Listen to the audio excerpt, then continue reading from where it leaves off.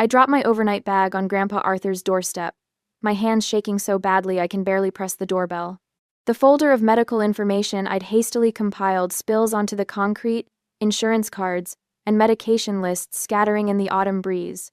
My lungs burn from running up the steps after abandoning my rental car in the driveway. Mom's voice still echoes in my head. Willow, it's Dad. We think he's had a stroke. You need to get here now. The door swings open.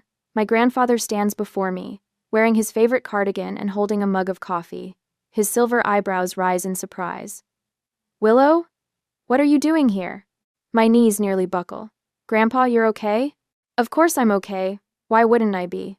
I stumble past him into the foyer, heart hammering against my ribs. Mom called me about a stroke. I was in Denver. I canceled my presentation to the investment board. I got on the first flight. He frowns, setting his mug on the entryway table. That's strange. I haven't spoken to your mother in 3 days. A cold suspicion trickles down my spine. I pull out my phone with trembling fingers and open Instagram. There it is, posted 2 hours ago. My mother, father, and brother Jackson on a beach, margaritas raised in a toast. The location tag reads, Cabo San Lucas. I turn the screen toward Grandpa. His confused expression shifts to understanding as he studies the image. They told me you were too busy to join them, he says quietly.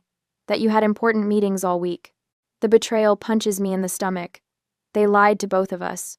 At 32, I've spent years working double shifts, waitressing through college and my MBA program while my parents paid every cent of my younger brother's education. The same brother who never held a job until our family handed him one at Reyes Retreats, the boutique hotel chain my grandfather built from nothing. Just 3 months ago, my parents had promised me leadership of the new Seattle branch, a position I'd earned through years of loyalty and proven business acumen. 2 weeks before the launch, they quietly canceled the plan, giving the position to Jackson instead. He just has the right personality for hospitality, my father explained, as if my years in the business meant nothing. My hand stops shaking as anger replaces shock. I call my mother, putting the phone on speaker. She answers on the 5th ring, the sound of laughter and waves in the background. I'm with Grandpa, I say, my voice steady despite my racing heart. He's perfectly fine. A pause. Oh, well, I must have misunderstood what your father said. These things happen, honey. Misunderstood? I pull up the family vacation photos again. Is Cabo nice this time of year? Another pause, longer this time. You're overreacting again. We tried to include you, but you said you were busy with work. That's interesting, since I never received an invitation. I look at Grandpa, whose jaw has tightened. And you told Grandpa I was too busy to visit him. Willow, really, these misunderstandings wouldn't happen if you stayed more connected with the family instead of always focusing on work. Grandpa gestures for the phone. I hand it to him. Elena, he says, his voice surprisingly firm for a man they tried to convince me was at death's door. This wasn't a misunderstanding. It was a lie. He hangs up and hands the phone back to me. They've been doing this for years, Willow, keeping us apart. I follow him into his study, where sunlight streams through tall windows. What do you mean? They've been cutting me out of decisions despite the fact that I founded the company. He lowers himself into his leather chair, just like they've been cutting you out in favor of Jackson. My stomach tightens. But you're still the majority shareholder. And, on paper, he opens a drawer and pulls out a folder. But they've been making moves behind my back. And yours. And yours. The realization crashes over me like a wave. Every time I stayed late at the office, every business trip I took, every sacrifice I made to earn their respect, none of it mattered. They never intended to see me as their equal. I sink into the chair across from my grandfather, my only ally in a family that has never truly wanted me to succeed. What are we going to do? I ask. A small smile crosses his face. Fight back. I follow Grandpa Arthur into his study, still trying to process the Cabo photos. The room smells of leather-bound books, and the faint trace of his aftershave. He walks to the far wall, his movements deliberate as he slides back a panel revealing a hidden wall safe. I've been gathering evidence for months, he says, spinning the dial with practiced precision. Never thought I'd need to use it against my own son. The safe swings open. He withdraws a thick manila folder stamped confidential in red block letters. These are copies of transactions, trust documents, and internal memos that Elena and Dean didn't think I had access to. His voice wavers slightly as he places the folder on his mahogany desk. You better sit down for this, Willow. My stomach tightens as I flip open the folder. Bank statements. Trust withdrawal forms. Board meeting minutes. My vision blurs as I process what I'm seeing. This can't be right, I whisper, tracing a finger down a column of numbers. $2.1 million. My trust fund. Systematically drained. Arthur confirms, his jaw clenched. To fund Jackson's lifestyle. The Aspen condo. The yacht membership. The consulting fees that never produced any actual work. My legs give out and I sink into the leather chair. The room spins as I stare at a document detailing a $190,000 payment to a law firm specializing in traffic violations. Jackson's drunk driving accident last year. Arthur explains. The one that never happened. A pedestrian was injured. Your parents used your money to make it disappear. I push aside the nausea rising in my throat as I uncover a draft agreement to transfer ownership of Reyes Retreats entirely to Jackson upon Arthur's death, an additional $2.1 million inheritance they plan to steal from me. I need to call Diana, I say, pulling out my phone with trembling fingers. Arthur nods. Your cousin might be the only attorney we can trust right now. Diana picks up on the third ring. I put her on speaker and spread the documents across the desk where she can see them through the video call. Arthur stands beside me, his hand steady on my shoulder. These statements show systematic fraud, Diana says, her attorney voice clear and confident through the speaker. Look at the dates, they align perfectly with the board meetings where you were conveniently sent to inspect other properties. She points to a document partially visible on screen. That transfer to the Cayman account? That's not just family favoritism, Willow. It's fraud and misuse of fiduciary responsibility. Arthur pushes another folder toward the camera. What about these? Diana's sharp intake of breath is audible. These are papers for a competency hearing. They were trying to have you declared mentally incompetent, Arthur. Grandpa's face drains of color. He grips the edge of the desk, knuckles white. My own son. There's more. Diana continues, her voice hardening. Tax evasion, offshore accounts, falsified board minutes. She looks directly at me. They were going to take everything from both of you. The weight of this revelation crushes against my chest. My entire life, the double shifts to pay for college, the missed vacations to work holiday hours, the blind loyalty to a family business, all built on foundations of lies. What happens if they succeed? I ask, my mouth dry. You lose everything. Diana answers bluntly. Not just the $2.1 million they've already taken, but your position in the company, your inheritance, everything.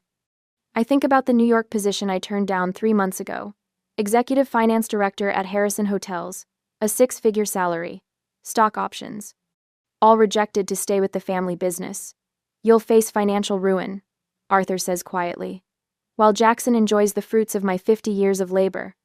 Diana's voice softens. Willow, if you fight this, they'll cut all ties. You understand that, right? This isn't just about money. You'll lose what remains of your family. I laugh bitterly. What family? The people who lied to me my entire life? Arthur sinks into his chair, suddenly looking every one of his 76 years. There's something else you should know. He rubs his chest absently. My health isn't perfect. Early-stage heart issues. Nothing immediately life-threatening, but you need someone you can trust. I finish for him. He nods, pulling a folder from his desk drawer. These papers name you as my healthcare proxy and financial power of attorney. If you're willing.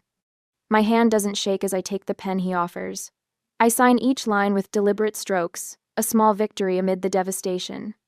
The weight of responsibility settles across my shoulders, not just for me, but for the man who built everything my parents are trying to steal. As I hold these signed papers, I wonder if I should confront my parents immediately or build my case silently. The thought of seeing their faces when I revealed what I knew was tempting, but patience might give me the advantage of surprise.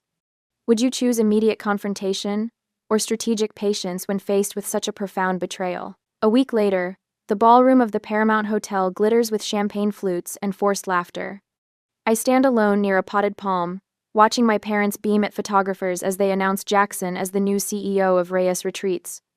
My brother's practiced smile never wavers as he feeds the crowd rehearsed lines about innovative direction and fresh leadership. Willow, a former colleague approaches, then stops abruptly. Oh, I thought you'd left the company already. I force my face to remain neutral. Just restructuring my role. She glances toward my parents, then back at me. Well, good luck with whatever comes next. She walks away before I can respond. This scene repeats 5 times before I slip out the service entrance. My phone buzzes with a text from our marketing director canceling our meeting tomorrow, the 3rd cancellation this week. The following morning, a financial alert from my bank flashes across my screen. The property in Sedona, part of my inheritance, has been sold, without my knowledge or consent. The transaction lists my brother as the authorized agent. I call our family attorney but reach his voicemail. When I try the company's legal department, the receptionist puts me on hold, then returns to inform me my access has been temporarily suspended pending leadership transition. Later that afternoon, Jackson appears on the regional business report. The company needed saving from years of mismanagement, he says smoothly. Sometimes family loyalty means making difficult decisions. The statement lands like a physical blow. 10 years of 60-hour weeks, of canceled vacations and postponed relationships, all dismissed as mismanagement. Back at my apartment, I discover my company email suddenly requires a password I've never set. When I call IT, they explain the system change was authorized by leadership. In days to come, sleep becomes a luxury I can't afford. I lie awake, calculating losses, replaying conversations, searching for warnings I should have recognized. The apartment I once found peaceful now feels like a cage, its walls closing in with each passing night. During a conference call I managed to join anonymously, I hear a board member refer to me as the Reyes situation. My hands shake so badly I drop my coffee mug. It shatters against the floor as the call continues without my voice. My dining room transforms into a war room. Financial statements cover every surface. Legal references stack in towers beside my grandfather's original company documents. I create timelines of every suspicious decision, every unexplained transfer. The scattered pieces slowly form a pattern of calculated betrayal spanning years. The knock at my door comes at an unexpected hour, one Wednesday evening. I open it cautiously to find Margaret, our family housekeeper for 20 years, standing in the hallway. "Miss Willow," she whispers, pressing a small key into my palm. "Some things aren't right. Your grandfather taught me that silence makes us complicit." I recognize the key immediately. It opens my father's private office. The opportunity comes 3 nights later during a family dinner I attend only to maintain appearances. While my mother leads guests on a tour of their recent renovations, I slip away. The key turns smoothly in the lock of my father's study. Inside, I move efficiently through filing cabinets, photographing documents that confirm everything we suspected. Transfer authorizations bearing forged signatures, backdated board minutes, amendments to trust documents with questionable witnesses. 15 minutes later, the door swings open. My father stands in the doorway, face darkening as he registers what I'm doing. "What do you think you're doing in here?"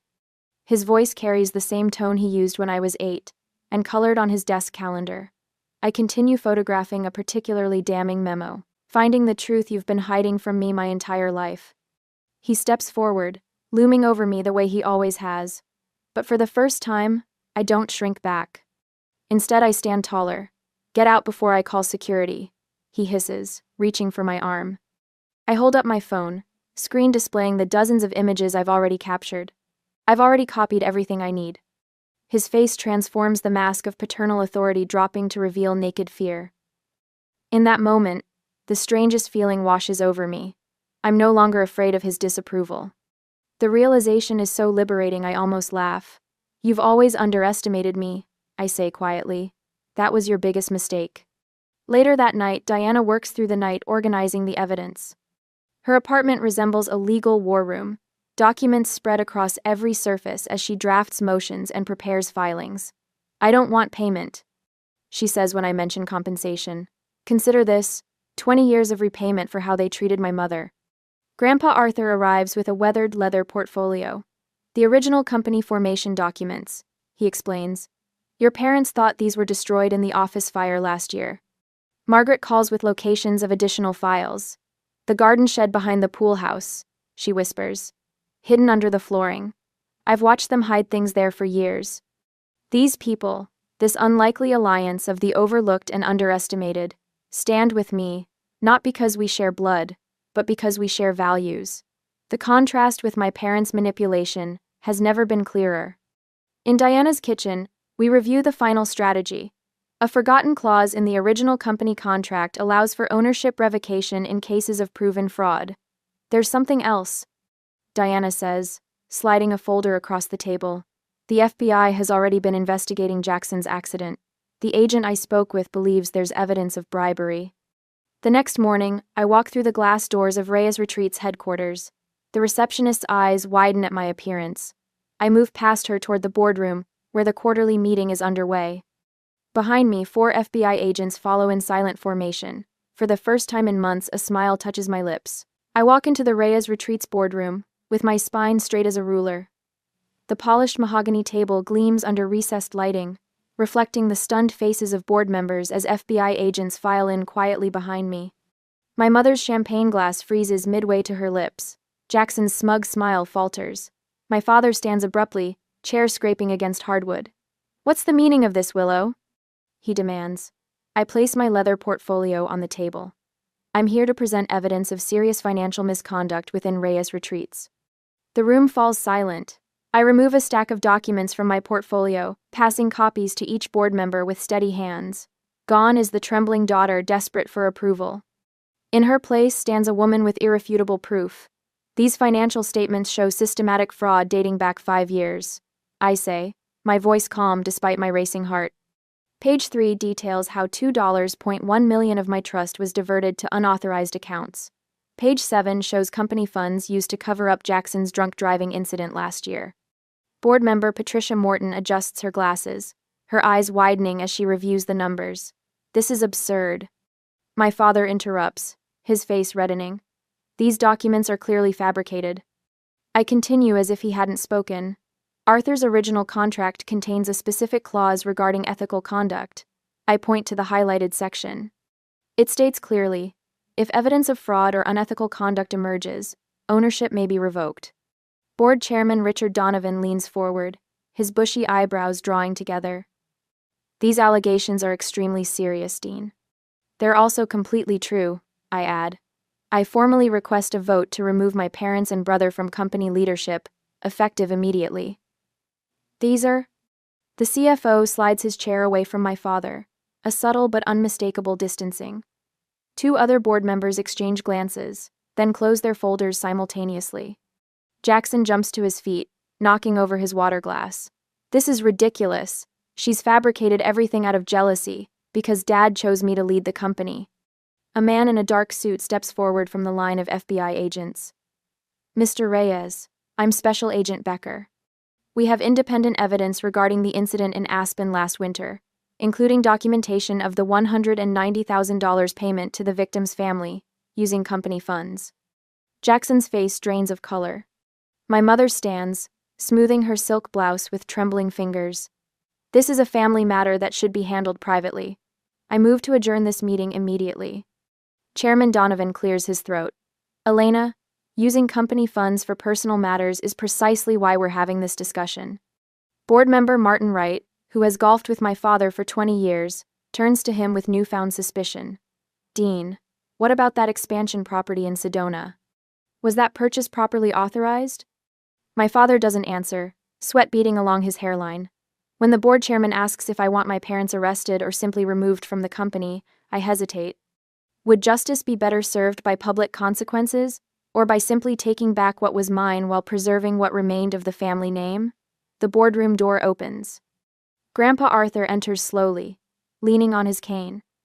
His silver hair catches the light, and despite his frail appearance, his presence fills the room. Conversations cease instantly. I founded this company 50 years ago, he says, his voice stronger than his body suggests. I built it on integrity, not deceit. Diana follows him in, carrying a leather document case. Her attorney's confidence radiates as she approaches the table. I've prepared legal documentation transferring Arthur's controlling shares to Willow Reyes, she announces, placing the papers before the chairman. These transfers are executed and legally binding as of this morning. Margaret steps forward from where she'd been waiting by the door.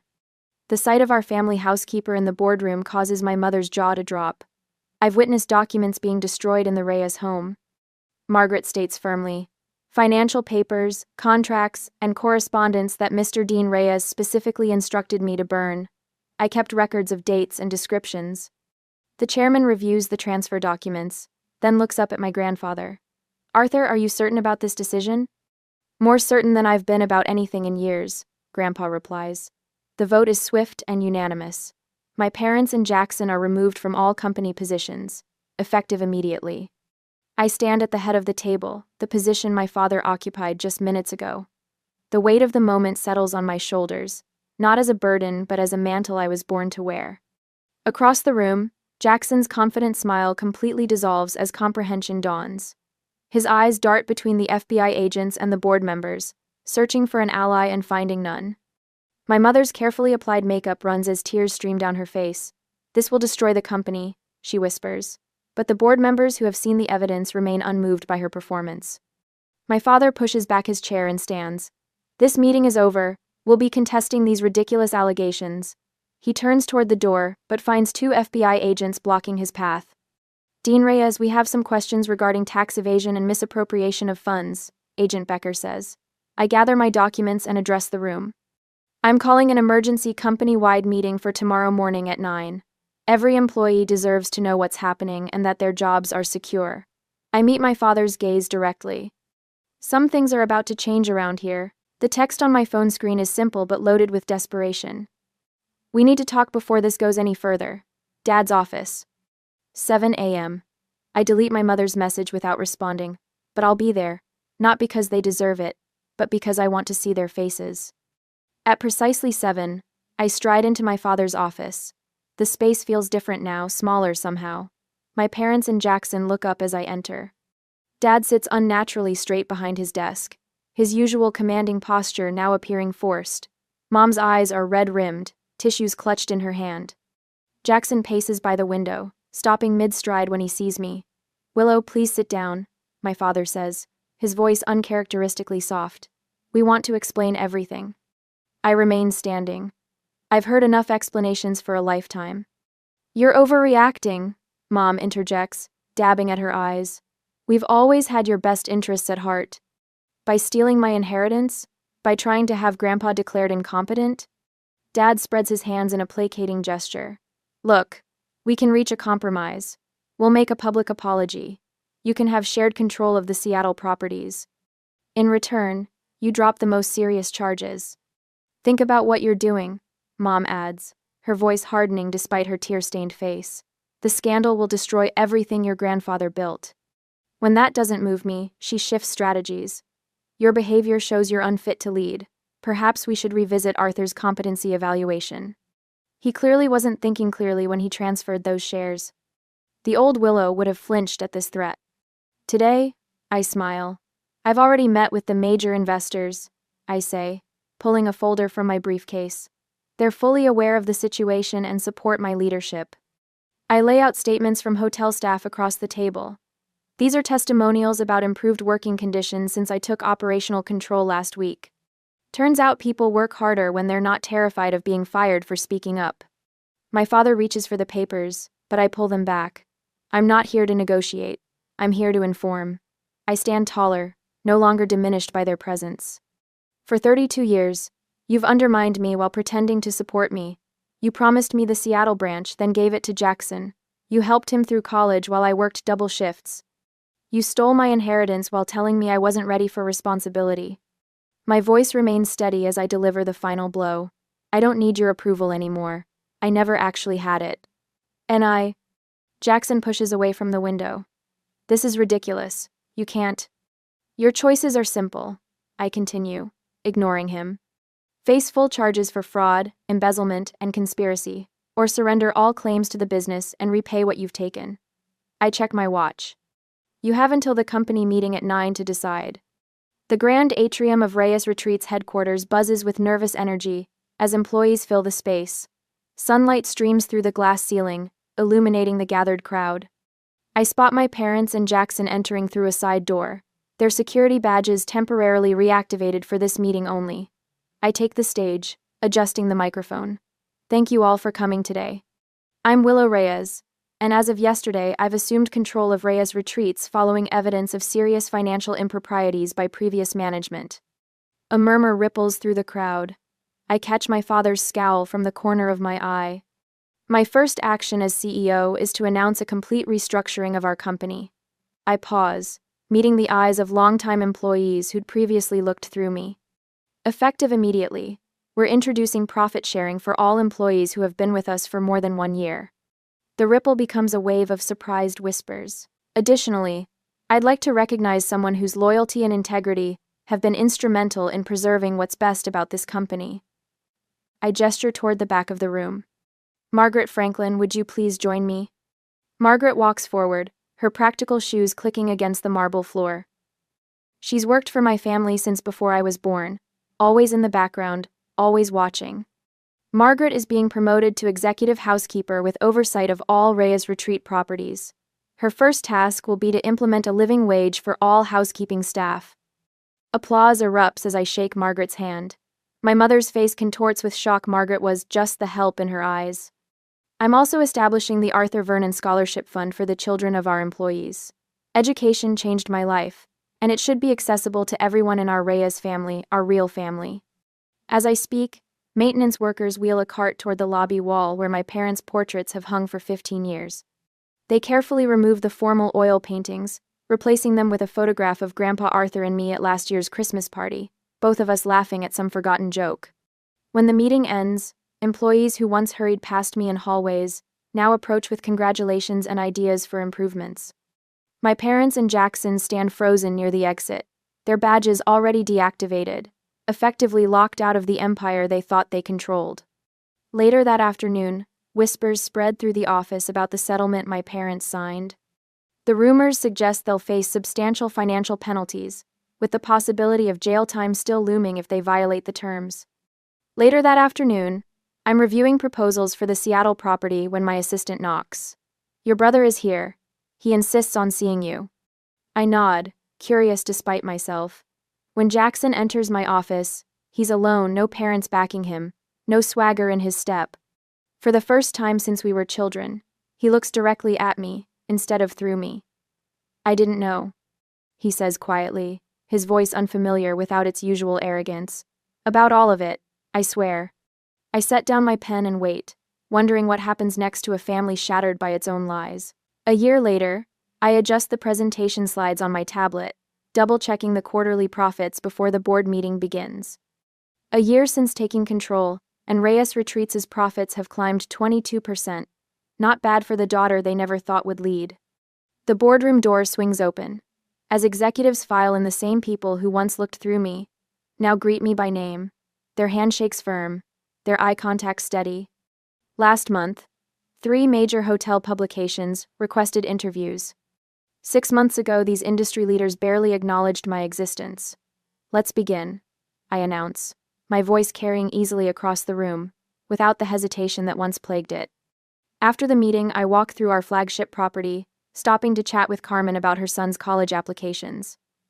The scholarship committee meets next week. Make sure his paperwork is in. Thank you, Miss Reyes. Under your father, I wouldn't have even mentioned my children. I've expanded the Arthur Vernon Scholarship Fund to help 38 employees' children this year. When I greet the housekeeping staff by name, Maria, Thomas, Lena, their surprised smiles remind me how my parents treated them as invisible machinery. Later that evening, the industry's annual gala sparkles with the same crystal chandeliers and champagne fountains as last year. But everything else has changed. I smooth my emerald gown, no more blending into backgrounds with muted blues and grays. This year's Hotelier of the Year has achieved remarkable growth while implementing revolutionary employee benefit programs. The announcer's voice booms. When they call my name, applause thunders through the ballroom. Exactly 1 year ago, in this very room, they announced Jackson as CEO. Now I stand at the same podium, the weight of the Crystal Award solid in my hands. Success isn't about what you own, I say into the microphone, the tremor gone from my voice. It's about the legacy of integrity you build. This award belongs to every employee who trusted me with their livelihoods. I find Grandpa Arthur in the audience, his eyes bright with unshed tears. My grandfather taught me that true leadership is earned through service, not inherited through bloodlines. It's a lesson I carry every day. 2 weeks later, Arthur raises his glass across the table at Diana's lakeside home. Margaret sits beside him, her normally starched posture relaxed in retirement. The candlelight catches the silver in Arthur's hair as we celebrate 1 year since taking control. To the family we choose, rather than the family we're born into. Diana proposes. To integrity restored, Margaret adds, her voice warm with satisfaction. Arthur watches me with pride as I outline plans for our Miami expansion. You've exceeded every expectation, Willow, not just as a businesswoman but as a leader. The autumn sun slants through my office window the following Monday as I review blueprints for our newest concept, boutique hotels built around employee well-being centers. Properties where staff needs receive the same careful attention as guest amenities. My assistant knocks softly. This came for you by courier. She hands me a cream-colored envelope. Inside, a letter from Jackson. The restaurant venture he started in Seattle's Second Table employs people needing second chances.